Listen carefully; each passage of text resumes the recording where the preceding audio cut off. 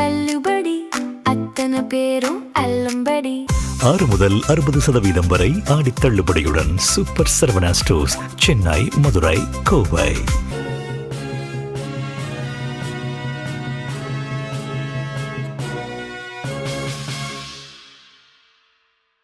வணக்கம்.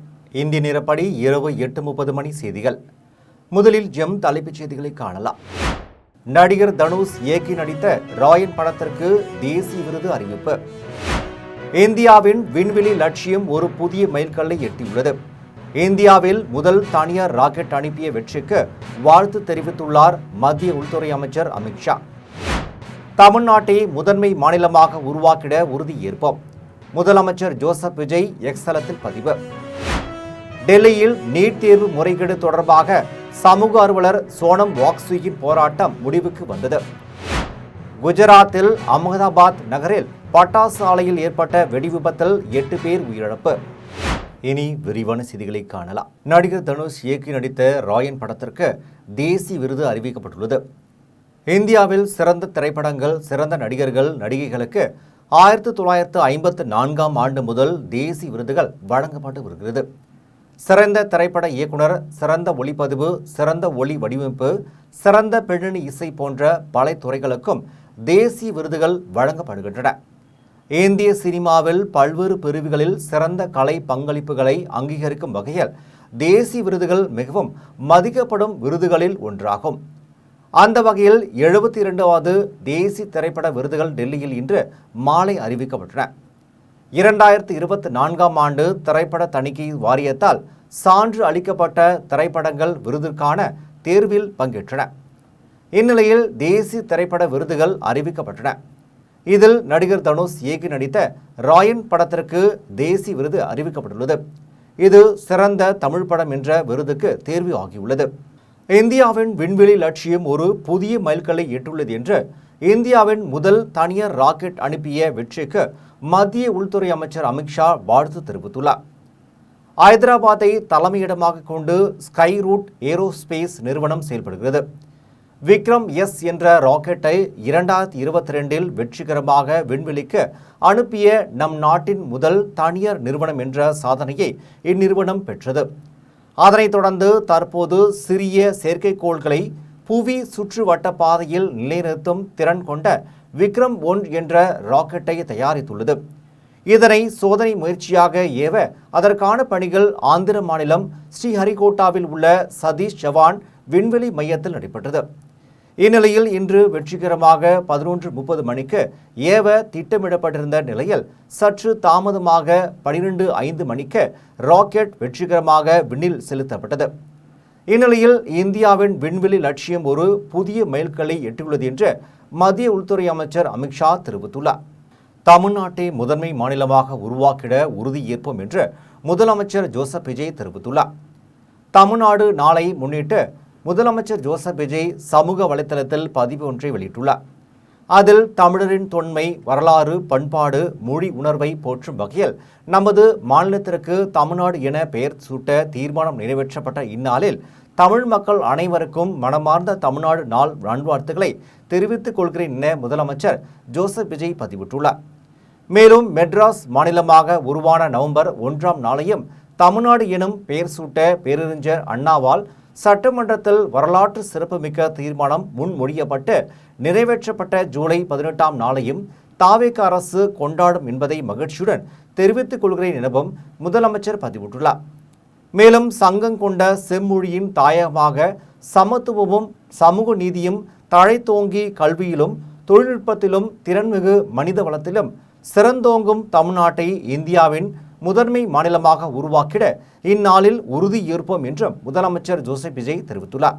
நீட் தேர்வு முறைகேடு தொடர்பாக 20வது நாளாக டெல்லியில் உண்ணாவிரத போராட்டத்தில் ஈடுபட்ட சமூக ஆர்வலர் சோனம் வாக்சுங்கை காவல்துறையினர் தூக்கியதால் போராட்டம் முடிவுக்கு வந்தது. நீட் தேர்வு முறைகேடு புகார்கள் மற்றும் வினாத்தாள் கசிவு விவகாரங்களுக்கு பொறுப்பேற்ற மத்திய கல்வி அமைச்சர் தர்மேந்திர பிரதான் பதவி விலக வேண்டும் என வலியுறுத்தியும் லடாக்குக்கு பழங்குடி மாநில அந்தஸ்து மற்றும் அரசமைப்பு சட்டத்தின் 6ஆம் அட்டவணை பாதுகாப்பு வலியுறுத்தியும் சமூக ஆர்வலரான சோனம் வாக்சு தொடர்ந்து 20வது நாளாக டெல்லியில் உண்ணாவிரத போராட்டத்தை தொடர்கிறார். இதற்கிடையே வாங் சுங்கின் உடல்நிலை மோசமடைந்து வருவதால் பல்வேறு தரப்பினரும் அவரது உண்ணாவிரதத்தை முடிவுக்கு கொண்டு வருமாறு கோரிக்கை விடுத்தனர். இது தொடர்பாக டெல்லி உயர்நீதிமன்றத்திலும் மனு அளிக்கப்பட்டது. அதன் விசாரணையின் போது சோனம் வாங்சுங்கின் உடல்நிலையை அரசு மருத்துவர்கள் தினசரி கண்காணிக்க வேண்டும் என்றும் தேவையான மருத்துவ உதவிகளை வழங்க வேண்டும் என்றும் டெல்லி உயர்நீதிமன்றம் உத்தரவிட்டு வழக்கை முடித்து வைத்தது. இருப்பினும் இன்று வரை அவர் தனது உண்ணாவிரதத்தை கைவிடவில்லை. இந்நிலையில் சோனம் வாங்சுங்கை காவல்துறையினர் தூக்கியதால் உண்ணாவிரதம் முடிவுக்கு வந்தது. குஜராத்தில் அகமதாபாத் நகரில் பட்டாசு ஆலையில் வெடிவிபத்து ஏற்பட்டதில் 8 பேர் உயிரிழந்தனர். குஜராத்தில் அகமதாபாத் நகரில் ராமுல் கத்ராட் சாலையில் பட்டாசு தயாரிப்பு மற்றும் பதப்படுத்தும் ஆலை செயல்பட்டு வருகிறது. இதில் இன்று திடீரென வெடி விபத்து ஏற்பட்டது. இதனால் ஏற்பட்ட தீ மளவளவென மற்ற இடங்களுக்கும் பரவியது. இதன் தொடர்ச்சியாக பட்டாசுகள் அடுத்தடுத்து வெடித்து பெரும் பாதிப்பு ஏற்பட்டது. இந்த வெடி விபத்தில் சிக்கி தொழிலாளர்கள் 8 பேர் உயிரிழந்தனர். அவர்களின் உடல்களை அதிரடி விரைவு படையினர் மீட்டனர். தவிர 10 தொழிலாளர்கள் காயமடைந்தனர். அவர்கள் மீட்கப்பட்டு சிகிச்சைக்காக கொண்டு செல்லப்பட்டனர். தீயணைப்பு வீரர்கள் உடனடியாக சென்று தீயை அணைத்து கட்டுக்குள் கொண்டு வந்தனர். கல்வி, சுகாதாரம் உள்ளிட்ட எல்லா விதத்திலும் விருதுநகர் மாவட்டத்தை முன்னேற்ற மத்திய அரசு சார்பில் முயற்சிகள் மேற்கொள்ளப்பட்டு வருவதாக மத்திய நிதியமைச்சர் நிர்மலா சீதாராமன் தெரிவித்துள்ளார். விருதுநகர் மாவட்டம் திருச்சுழி அரசு கலை மற்றும் அறிவியல் கல்லூரியில் கட்டப்பட்டுள்ள உள் விளையாட்டு அரங்கத்தை திறந்து வைக்கும் நிகழ்ச்சி நடைபெற்றது. நிகழ்ச்சியில் முன்னாள் அமைச்சர் தங்கம் தென்னரசு, மாவட்ட ஆட்சியர் சுகா புத்ரா உள்ளிட்டோர் பங்கேற்றனர். நிகழ்ச்சிக்கு வருகை தந்த மத்திய நிதியமைச்சர் நிர்மலா சீதாராமனுக்கு கல்லூரி மாணவ மாணவிகள் சிலம்பாட்டம், கரகாட்டம், காவடி ஆட்டம் ஆடி உற்சாக வரவேற்பு அளித்தனர். இதனையடுத்து மத்திய நிதியமைச்சர் நிர்மலா சீதாராமன் உள் விளையாட்டு அரங்கினை திறந்து வைத்தார். அதன் பின்னர் கல்லூரி மாணவிகளுடன் கூடைப்பந்தாட்டம் மற்றும் விளையாடினார். அதனைத் தொடர்ந்து மத்திய நிதியமைச்சர் நிர்மலா சீதாராமன் பேசினார். அப்போது ரமண மகரிஷி பிறந்த ஊர் என்ற பெருமையை திருச்சுழி பெற்றிருக்கிறது என தெரிவித்தார்.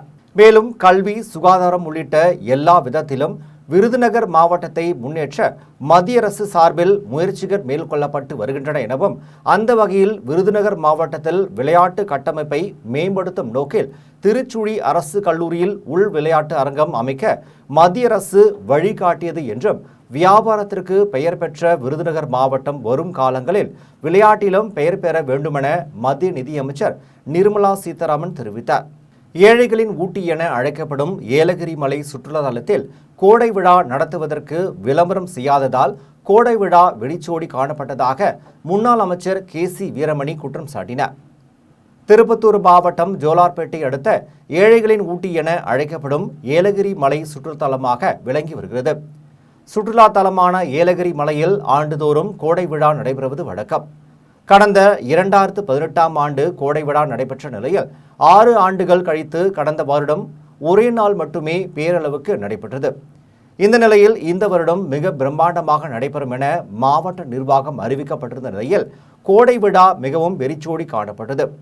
இந்நிலையில் விழாவில் வனத்துறை அமைச்சர் ரஞ்சித்குமார் மற்றும் மாவட்ட ஆட்சியர் ரவிக்குமார், திருப்பத்தூர் சட்டமன்ற உறுப்பினர் திருப்பதி, ஜோலார்பேட்டை சட்டமன்ற உறுப்பினர் KC வீரமணி, வாணியம்பாடி சட்டமன்ற உறுப்பினர் சையத் பருக் பாஷா மற்றும் துறை சார்ந்த அதிகாரிகள் பலர் கலந்து கொண்டனர். விழாவில் ஜோலார்பேட்டை சட்டமன்ற உறுப்பினர் KC வீரமணி பேசினார். அப்போது கடந்த திமுக ஆட்சியில் இருந்தபோது 5 ஆண்டுகளில் கடமைக்காக ஆட்சி முடியும் போது ஒரு நாள் மட்டும் ஏதோ நடத்த வேண்டும் என்பதற்காக ஏலகிரி கோடை விழாவை நடத்தினார்கள் என்றும் அதற்கு முன்பு அம்மா ஆட்சி காலத்தில் ஆண்டுதோறும் ஏலகிரி கோடை விழா நடத்தப்பட்டது என்றும் தற்போது புதிதாக அமைந்துள்ள தாவேக ஆட்சியில் அதனை முன்னெடுத்து நடத்தி வருகிறது என்றும் ஆனால் மக்களுக்கு தெரியும் வகையில் விளம்பரங்கள், செய்தித்தாள்கள் மூலமாக மக்களுக்கு தெரியும் வகையில் எதையும் செய்யவில்லை என்றும் சட்டமன்ற உறுப்பினர் KC வீரமணி குற்றம் சாட்டினார். நிதிநிலை அறிக்கையில் பல்வேறு புதிய அறிவிப்புகள் வரவுள்ளது என்றும் குறிப்பாக தேர்தல் வாக்குறுதியில் கூறியபடி வேலைவாய்ப்பில் பதிவு செய்து வேலைவாய்ப்பு இல்லாதவர்களுக்கு 4000 ரூபாய் வழங்கும் அறிவிப்பு வெளியாக உள்ளது என்று புதுக்கோட்டையில் நடைபெற்ற நிகழ்ச்சியில் தொழிலாளர் நலத்துறை அமைச்சர் முகமது பர்வேஸ் தெரிவித்தார். புதுக்கோட்டையில் மாற்றுத்திறனாளிகள் துறை, தொழிலாளர் நலத்துறை, வருவாய்த்துறை உள்ளிட்ட பல்வேறு துறைகளின் சார்பில் 400க்கும் மேற்பட்ட பயனாளிகளுக்கு ரூபாய் 1.5 கோடி மதிப்பீட்டில் பல்வேறு நலத்திட்ட உதவிகள் வழங்கும் நிகழ்ச்சி மாவட்ட ஆட்சியர் அருணா தலைமையில் நடைபெற்றது. நிகழ்ச்சியில் தொழிலாளர் நலன் மற்றும் திறன் மேம்பாட்டுத்துறை அமைச்சர் முகமது பர்வேஸ் கலந்து கொண்டு பயனாளிகளுக்கு நலத்திட்ட உதவிகளை வழங்கினார். நிகழ்ச்சியை தொடர்ந்து அமைச்சர் பர்வேஸ் செய்தியாளர்களை சந்தித்து பேசினார். அப்போது நிதிநிலை அறிக்கையில் தொழிலாளர் நலத்துறை சார்பில் பல்வேறு புதிய அறிவிப்புகள் வெளிவர வாய்ப்புள்ளது என்றும், தேர்தல் அறிக்கையில் கூறியபடி வேலைவாய்ப்பு அலுவலகத்தில் பதிவு செய்து வேலை இல்லாதவர்களுக்கு 4000 ரூபாயை கொடுக்கும் திட்ட அறிவிப்பு வருவதற்கு உண்டான வாய்ப்பு உள்ளது என்றும், இதை பட்ஜெட்டின் போது நீங்கள் எதிர்பார்ப்பீர்கள் என்றும், வட மாநில தொழிலாளர்கள் கணக்கெடுக்கும் பணி அனைத்து மாவட்டங்களிலும் தொடர்ந்து நடைபெற்று வருகிறது என்று அமைச்சர் பர்வேஸ் தெரிவித்தார். மாற்றுத்திறனாளிகளுக்கு கிட்டத்தட்ட 15 பேருக்கு மேற்பட்ட செயற்கை கை கொடுத்துருக்கோம் சார். நீங்க இப்ப பாத்தீங்க ஸ்கூட்டி கொடுத்துருக்கோம் சார். இந்த மாதிரி பல திட்டங்கள் கொடுத்துருக்கோம். அது இல்லாம நம்மளுடைய துறை தொழிலாளர் நலத்துறை சார்பா கிட்டத்தட்ட ஒரு இப்போ கரண்ட்ல ஒரு 12 பேருக்கு மேற்பட்டவங்களுக்கு மரண உதவித்தொகை 5 லட்சம், அப்புறம் அந்த தொழிலாளர்களோட ஃபேமிலியில யாராவது மருத்துவ துறையில படிச்சாங்கன்னா அவங்களுக்கு உதவி திட்டம், மாத ஓய்வூதிய திட்டம், இது மாதிரி பல திட்டம் கொடுத்துருக்கோம் சார். பாசிட்டிவையும் போட்டுருங்க சார். Thank you sir. விருதாச்சலம் ரவுண்டானாவில் காங்கிரஸ் கட்சி சார்பில் ஊழல் லஞ்சத்திற்கு எதிரான கையெழுத்து இயக்கம் நடைபெற்றது. கடலூர் மாவட்டம் விருதாச்சலத்தில் காங்கிரஸ் கட்சியின் மேற்கு மாவட்டம் சார்பில் ஊழல் மற்றும் லஞ்சத்திற்கு எதிராக தமிழ்நாடு காங்கிரஸ் முன்னோடிகள் பங்கேற்ற கையெழுத்து இயக்கம் நடைபெற்றது. நிகழ்ச்சிக்கு மேற்கு மாவட்ட தலைவர் லாவண்யா தலைமை தாங்கினார். நிகழ்ச்சியில் சிறப்பு அழைப்பாளராக முன்னாள் மாவட்ட தலைவரும் முன்னாள் சட்டமன்ற உறுப்பினருமான எம்.ஆர். ராதாகிருஷ்ணன் கலந்து கொண்டு ஊழலுக்கு எதிராக உறுதிமொழி எடுத்துக்கொண்டு கையெழுத்திட்டு இயக்கத்தை துவங்கி வைத்தார். நிகழ்ச்சியில் முன்னாள் நகர மத்திய கூட்டுறவு வங்கி தலைவர் கேப்டன் காமராஜ், நகர தலைவர் ரஞ்சித்குமார், கம்மாபுரம் வட்டார தலைவர் சாந்தகுமார், மங்களம்பேட்டை பேரூராட்சி நகர தலைவர் வேல்முருகன் உள்ளிட்ட காங்கிரஸ் நிர்வாகிகள் ஏராளமானோர் கலந்து கொண்டனர். ஜல்லடியான்பேட்டையில் உள்ள நகர்ப்புற ஆரம்ப சுகாதார நிலையத்தில் அதிமுக மாமன்ற உறுப்பினர் ஜே.எல். லட்சுமி கர்ப்பிணி பெண்களுக்கு ஊட்டச்சத்து பெட்டகத்தை வழங்கினார். சென்னை சோழிங்கநல்லூர் சட்டமன்ற தொகுதிக்குட்பட்ட 191வது வட்டம் ஜல்லடியான்பேட்டையில் உள்ள நகர்ப்புற ஆரம்ப சுகாதார நிலையத்தில் தமிழ்நாடு அரசின் பொது சுகாதாரம் மற்றும் மக்கள் நலத்துறை சார்பில் கர்ப்பிணி பெண்களுக்கான ஊட்டச்சத்து பெட்டகம் வழங்கும் நிகழ்ச்சி நடைபெற்றது. நிகழ்ச்சியில் அதிமுக மாமன்ற உறுப்பினர் ஜே.எல். லட்சுமி பங்கேற்று கர்ப்பிணி பெண்களுக்கு ஊட்டச்சத்து பெட்டகத்தை வழங்கினார். நிகழ்ச்சியில் மருத்துவர்கள் மற்றும் சுகாதார பணியாளர்கள் கலந்து கொண்டனர். தொட்டியத்தில் புதிய நீதிமன்றம் கட்டுவதற்கான இடத்தை சென்னை உயர்நீதிமன்ற நீதிபதி ஜெகதீஷ் சந்திரா நேரில் பார்வையிட்டு ஆய்வு செய்தார். அதனைத் தொடர்ந்து தேசிய மக்கள் நீதிமன்றத்தில் தீர்வு காணப்பட்ட நபர்களுக்கு இழப்பீடு ஆணையம் வழங்கினார். திருச்சி மாவட்டம் முசிறி அடுத்த தொட்டி ஊராட்சி ஒன்றிய அலுவலக வளாகத்தில் தற்காலிகமாக மாவட்ட உரிமையியல் மற்றும் குற்றவியல் நீதிமன்றம் செயல்பட்டு வருகிறது. வழக்கறிஞர்கள் சங்கத்தினர் புதிய நீதிமன்றம் வளாகம் கட்ட கோரிக்கை வைத்த நிலையில் தொட்டியம் ஊராட்சி ஒன்றிய அலுவலக வளாகத்தின் உள்ளே நீதிமன்றம் கட்டுவதற்கான இடம் தேர்வு செய்யப்பட்டது. இந்த இடத்தினை சென்னை உயர்நீதிமன்ற நீதிபதி ஜெகதீஷ் சந்திரா நேரில் பார்வையிட்டு ஆய்வு செய்தார். அதைத் தொடர்ந்து நடைபெற்ற மக்கள் நீதிமன்றத்தில் சென்னை உயர்நீதிமன்ற நீதிபதி ஜெகதீஷ் சந்திரா கலந்து கொண்டு காசோலை மோசடி வழக்கில் தீர்வு காணப்பட்ட நபருக்கு ஆணைகளை வழங்கினார். இதில் மாவட்ட முதன்மை நீதிபதி கிறிஸ்டோபர் மற்றும் நீதிபதிகள் திருச்சி மாவட்ட வருவாய் அலுவலர் பாலாஜி, முசிறி சார் ஆட்சியர் சுஸ்டி ஸ்வாங்கி மற்றும் முசிறி காவல்துறை துணை கண்காணிப்பாளர் முத்துக்குமார், தொட்டியம் வட்டாட்சியர் லஜபதி, அரசு வழக்கறிஞர் ரவிசங்கர் மற்றும் வழக்கறிஞர்கள், வருவாய் துறையினர் என பலரும் கலந்து கொண்டனர். திமுகவிலிருந்து விலகி தாவேகாவிற்கு வந்த கிளியூர் பேரூராட்சி துணைத் தலைவர் வேலை வாங்கி தருவதாக கூறி பலரிடம் பணம் மோசடி செய்ததாக கன்னியாகுமரியில் பாஜகவினர் ஒட்டிய போஸ்டரை பேரூராட்சி நிர்வாகம் கிழித்தெறிந்தது சமூக வலைதளங்களில் வைரலாகி வருகிறது. கன்னியாகுமரி மாவட்டம் கிளியூர் பேரூராட்சியில் திமுக துணைத் தலைவராக இருந்த சத்யராஜ் என்பவர் தாவேக ஆட்சி அமைந்ததும் தாவேகாவில் இணைந்தார். இவர் பல ஆண்டுகளாக பலரிடம் வேலை வாங்க தருவதாக கூறி பண மோசடியில் ஈடுபட்டு வருவதாகவும், கூட்டுறவு சங்கம் மூலம் விவசாய கடன் முறைகேடு உள்ளிட்ட பல குற்றச்சாட்டுகள் எழுந்துள்ள நிலையில் தற்போதும் இந்த குற்றச்சாட்டுகள் தொடர்ந்து வருவதாக கிள்ளியூர் மேற்கு ஒன்றிய பாஜக இளைஞரணி சார்பில் கண்டன போஸ்டர்கள் ஒட்டப்பட்டது. இந்த போஸ்டர்களை தூய்மை பணியாளர் மூலம் பேரூராட்சி நிர்வாகம் கிழித்திருந்தது. இந்நிலையில் தாவேகா நிர்வாகி கட்சியில் இருக்கும் கிள்ளியூர் பேராட்சி துணை தலைவர் சத்யராஜ் செய்யும் முறைகேடுகளை கண்டித்து சமூக வலைதளங்களில் வீடியோ வெளியாகி உள்ளது. கோவில்பட்டியில் பார்க்காமல் தொல்காப்பியம் முழுவதையும் தொடர்ச்சியாக 21 மணி நேரத்தில் எழுதி உமா மகேஸ்வரி என்ற மாணவி உலக சாதனை படைத்துள்ளார்.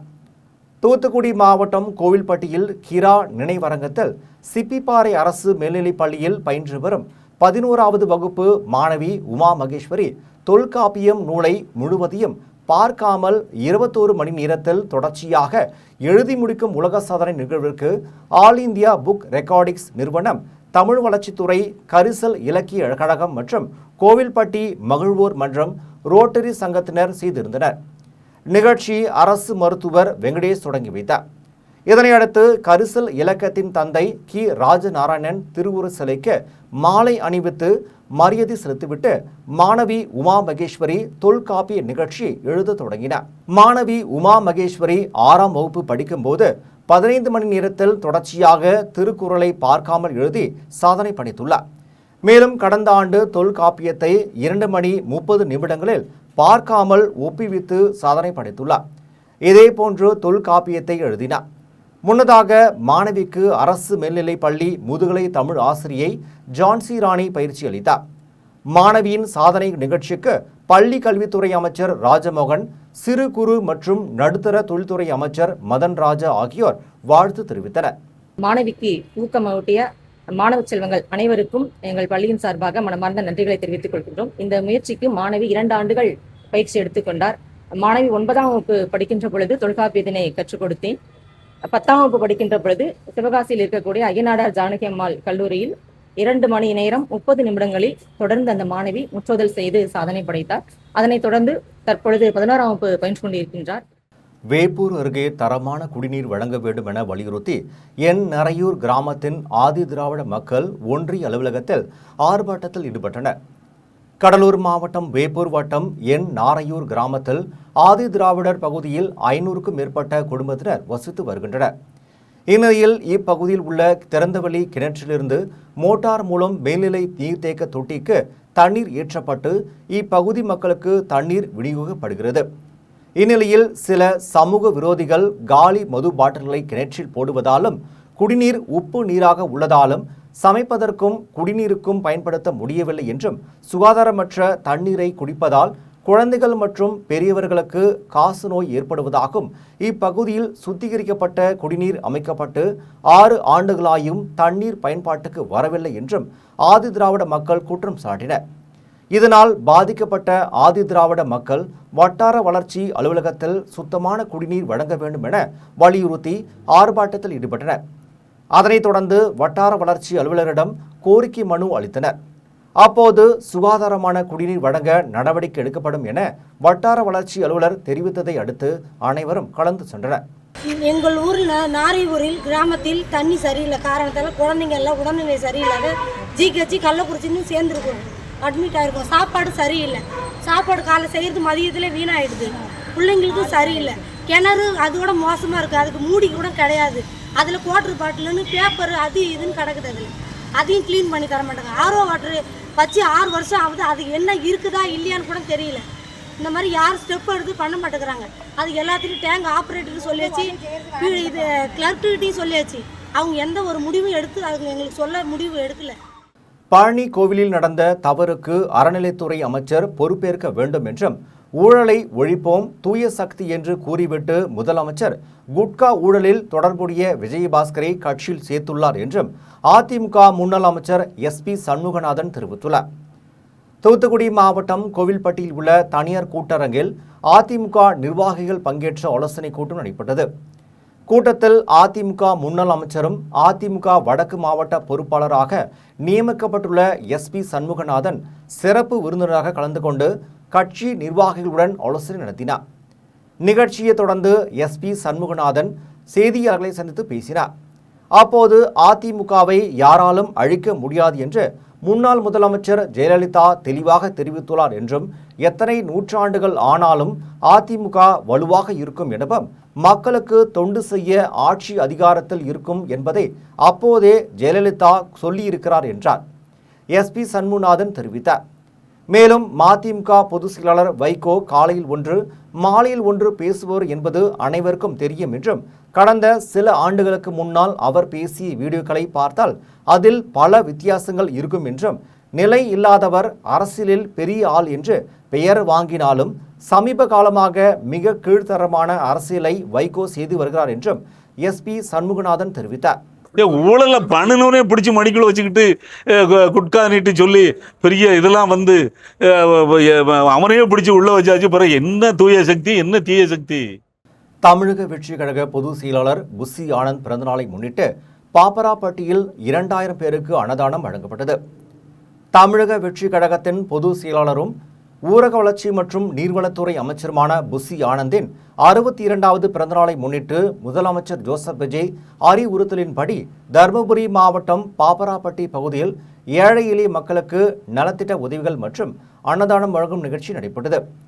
பாப்பராப்பட்டியில் சட்டமன்ற உறுப்பினர் கஜேந்திரன் முன்னிலையில் நடைபெற்ற நிகழ்ச்சியில் சுமார் 2000க்கும் மேற்பட்ட பொது மக்களுக்கு அன்னதானம் வழங்கப்பட்டது. நிகழ்ச்சியில் மாவட்ட செயற்குழு உறுப்பினர் சிவா, ஒன்றிய செயலாளர் உதயகுமார், சத்யபிரபு, நந்தகுமார், ரவி மற்றும் நிர்வாகிகள் தங்கராஜ், மணிவண்ணன் உட்பட பலரும் கலந்து கொண்டனர். பல்வேறு கட்சிகளை சேர்ந்தவர்கள் மற்றும் பல்வேறு அமைப்புகளை சேர்ந்தவர்கள் தமிழக வெற்றி கழகத்தில் இணையும் விழா வரும் 25ஆம் தேதி நடைபெற உள்ள நிலையில் சென்னை கொளத்தூரில் மீஞ்சூர் வெற்றிமாறன் தலைமையில் ஆலோசனை கூட்டம் நடைபெற்றது. பல்வேறு கட்சிகளை சேர்ந்தவர்கள் மற்றும் பல்வேறு அமைப்புகளை சேர்ந்தவர்கள் அதிலிருந்து விலகிய 2000க்கும் மேற்பட்டோர் 200 வாகனங்களில் பயணித்து தமிழக வெற்றி கழகத்தில் இணைவதற்காக பனையூரில் உள்ள தமிழக வெற்றி கழக அலுவலகத்திற்கு கடந்த 11ஆம் தேதி சென்றனர். இந்நிலையில் இப்பகுதியில் வசிக்கும் மக்களுக்கு வாகனங்களை நிறுத்தும் போது இடையூறு ஏற்படாத வகையில் பொதுமக்களுக்கு இடையூறு ஏற்படாத வகையில் அனைத்து முன்னேற்பாடுகள் செய்த பிறகு ஜூலை 25ஆம் தேதி தமிழக வெற்றி கழகத்தில் இணையும் இப்பயணத்திற்கு தேதி பெறப்பட்டது. இந்நிலையில் திருவள்ளூர், காஞ்சிபுரம், வடசென்னை, மத்திய சென்னை, தென் சென்னை, செங்கல்பட்டு, ராணிப்பேட்டை, மயிலாடுதுறை, மதுரை, கன்னியாகுமரி உள்ளிட்ட மாவட்டங்களை சேர்ந்தவர்கள் தாவேகாவில் இணைய உள்ள நிலையில் முக்கிய நபர்களுடன் விழா குழுவினர் பங்கேற்ற ஆலோசனை கூட்டம் கொளத்தூர் தனியார் திருமண மண்டபத்தில் விழா ஏற்பாட்டாளர் மீஞ்சூர் வெற்றிமாறன் தலைமையில் நடைபெற்றது. கூட்டத்தில் தாவேகாவின் பொது செயலாளர் ஆனந்த் பிறந்தநாளை சிறப்பாக கொண்டாட வேண்டும் என தீர்மானம் நிறைவேற்றப்பட்டது. இதில் 60க்கும் மேற்பட்டோர் கலந்து கொண்டனர். குடியாத்தத்தில் நடைபெற்ற முத்தமிழ் சுவை சூட்டத்தின் 29ஆம் ஆண்டு விழாவில் சாதனை மாணவர்களுக்கும் சாதனைக்கு உறுதுணையாக இருந்த ஆசிரியர்களுக்கும் வேலூர் விஏடி வேந்தர் ஜி விஸ்வநாதன் பரிசுகளை வழங்கி பாராட்டினார். வேலூர் மாவட்டம் குடியாத்தம் பழமநேசர் சாலையில் உள்ள திருவள்ளூர் மேல்நிலைப் பள்ளியில் முத்தமிழ் சுவை சூட்டத்தின் 29ஆம் ஆண்டு விழா நடைபெற்றது. விழாவிற்கு KMG கல்வி நிறுவனங்களில் நிர்வாகிகள் சுந்தரவதனம் மற்றும் ராஜேந்திரன், செயலாளர் வழக்கறிஞர் பூபதி ஆகியோர் முன்னிலை வகித்தனர். விழாவில் சட்டப்பேரவை உறுப்பினர் சிந்து அழகப்பன், நகராட்சி மன்ற தலைவர் சவுந்தரராஜன், ரோட்டரி மாவட்ட ஆளுநர் பழனி உள்ளிட்டோர் பங்கேற்று வாழ்த்துரை வழங்கினர். விழாவில் சிறப்பு அழைப்பாளராக வேலூர் விஏடி வேந்தர் ஜி விஸ்வநாதன் பங்கேற்று அரசு பொது தேர்வுகளில் மாநில அளவில் 2ஆம் இடம் பிடித்த மாணவி உள்ளிட்ட சாதனை மாணவர்களுக்கும் சாதனைக்கு உறுதுணையாக இருந்த ஆசிரியர்களுக்கும் பரிசுகளை வழங்கி சிறப்புரையாற்றினார். இதனைத் தொடர்ந்து புலவர் ராமலிங்கம் தலைமையில் வழக்காடு மன்றம் நடைபெற்றது. மன்றத்திற்கான ஏற்பாடுகளை காப்பாளர் புலவர் வே. பதுமானர் தலைமையில் நிர்வாகிகள் சிறப்பாக செய்திருந்தனர். நிகழ்ச்சியை புலவர் தமிழ் திருமால் தொகுத்து வழங்கினார். இதில் பள்ளி மாணவ மாணவிகள், ஆசிரியர்கள் உள்ளிட்ட பலரும் கலந்து கொண்டனர். வாழப்பாடி அருகே மேட்டூர் கூட்டு குடிநீர் விநியோகத்தின் மூலம் முறையாக சுத்தமான குடிநீர் வழங்க வேண்டும் என வலியுறுத்தி ஊராட்சி மன்ற அலுவலகத்தை முற்றுகிட்ட பொதுமக்கள் காத்திருப்பு போராட்டத்தில் ஈடுபட்டனர்.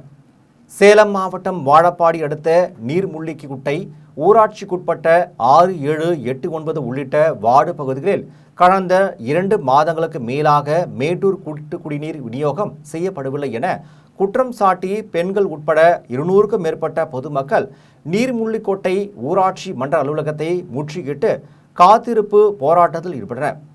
ஆர்ப்பாட்டத்திற்கு இந்திய கம்யூனிஸ்ட் கட்சியினர் ஆதரவு தெரிவித்தனர்.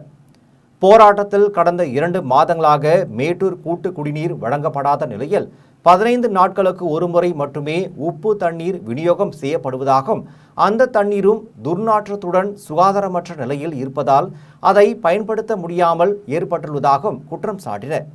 மேலும் மாசுபட்ட குடிநீரை பயன்படுத்துவதால் குழந்தைகள், முதியவர்கள் மற்றும் கர்ப்பிணி பெண்கள் உள்ளிட்டோர் பல்வேறு உடல்நல பிரச்சனைகளுக்கு ஆளாகி வருவதாகவும் வேதனை தெரிவித்தனர். மேலும் உடனடியாக மேட்டூர் கூட்டு குடிநீர் விநியோகத்தை சீரமைத்து சுத்தமான குடிநீரை தொடர்ந்து வழங்க மாவட்ட நிர்வாகமும் சம்பந்தப்பட்ட துறை அதிகாரிகளும் விரைந்து நடவடிக்கை எடுக்க வேண்டுமென பொதுமக்கள் வலியுறுத்தினர். திமுகவில் இருந்து விலகுவதாக அறிவித்த கோவை மாநகராட்சி கவுன்சிலர் பாபு மேலும் 20 கவுன்சிலர்கள் விலக தயாராக இருப்பதாக தெரிவித்துள்ளார். கோவை மாநகராட்சி 22வது வார்டு கவுன்சிலராக உள்ள கோவை பாபு திமுகவிலிருந்து விலகுவதாக அறிவித்து பரபரப்பை ஏற்படுத்தியுள்ளார். இனி கட்சி சார்பின்றி சுயேட்சை கவுன்சிலராக மக்களுக்காக தொடர்ந்து செயல்பட உள்ளதாக அவர் தெரிவித்துள்ளார். இது குறித்து கவுன்சிலர் கோவை பாபு செய்தியாளர்களை சந்தித்து பேசினார். அப்போது கோவை மாவட்ட திமுகவின் செயல்பாடுகள் மீதும் கடும் அதிருப்தியில் இருப்பதாக தெரிவித்தார்.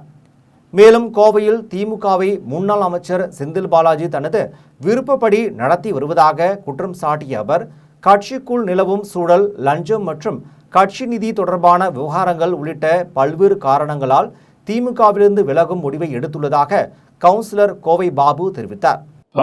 ஊழல் குற்றச்சாட்டுல ஊழல் செஞ்சது யார்? வேற யாரோ ஒருத்தர் அவர் தானே பொறுப்பு அமைச்சராக இருந்தாரு. செந்தில் பாலாஜி அவர்கள் தான் பொறுப்பு அமைச்சிருந்தாரு. 100% அவர் மேல இருக்க அதிருப்தியில் தான் வர்றாங்க.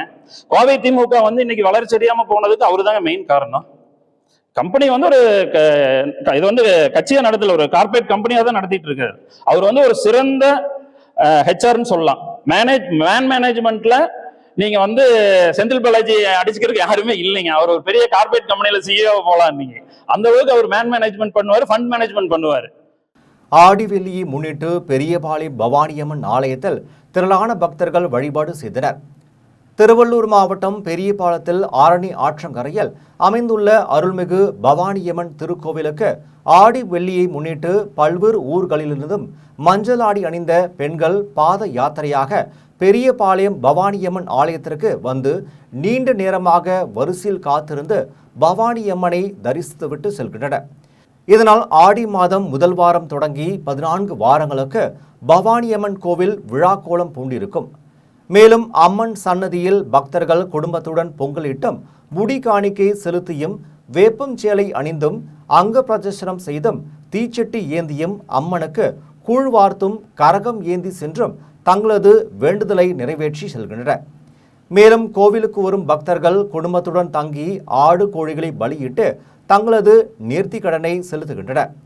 ஆடி முதல் வெள்ளிக்கிழமை ஒட்டி பெரியபாளையம் பவானியம்மன் ஆலயத்தில் பக்தர்கள் கூட்டம் அதிகரித்து காணப்படுவதால் போக்குவரத்து நெரிசல் ஏற்பட்டு வாகனங்கள் ஊர்ந்து செல்கின்றன. அம்மன் ஆலயத்திற்கு வந்து வழிபட்டால் மனதிற்கு நிறைவை தருவதாகவும், சிறிதும் கூட நடக்க முடியாத தங்களால் அம்மனை மனதில் நினைத்தால் அவரே தங்களை அழைத்து சென்று விடுவதால் ஆண்டுதோறும் அம்மன் கோவிலுக்கு வந்து செல்வதாக பக்தர்கள் தெரிவிக்கின்றனர். குடியாத்தம் புவனேஸ்வரிப்பேட்டையில் அமைந்துள்ள அருள்மிகு ஸ்ரீ முத்துமாரியம்மன் திருக்கோவிலில் செவ்வாடை அணிந்த பெண்களின் பால் குட ஊர்வலம் வெகு விமரிசையாக நடைபெற்றது. வேலூர் மாவட்டம் குடியாத்தம் புவனேஸ்வரிப்பேட்டை பகுதியில் அமைந்துள்ள அருள்மிகு ஸ்ரீ முத்துமாரியம்மன் திருக்கோவிலில் ஆடி முதல் வெள்ளியை முன்னிட்டு 35வது ஆண்டு திருவிழா நடைபெற்றது.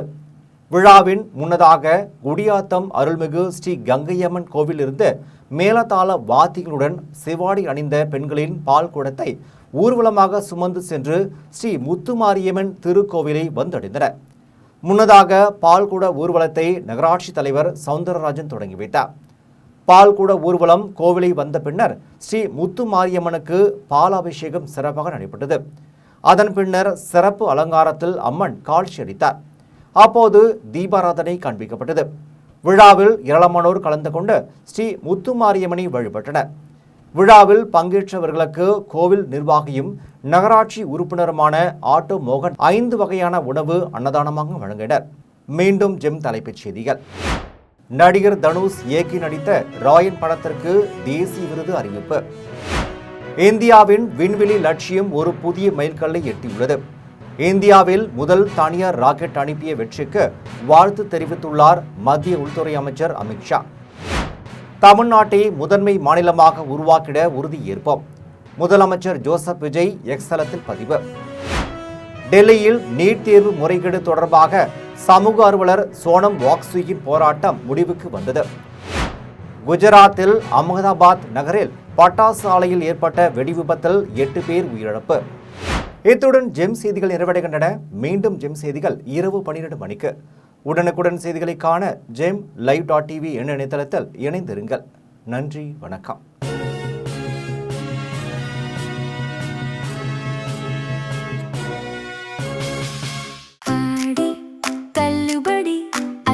பேரும் அல்லும்படி 6 முதல் 60% வரை ஆடி தள்ளுபடியுடன் சூப்பர் சரவணா ஸ்டோர்ஸ், சென்னை, மதுரை, கோவை.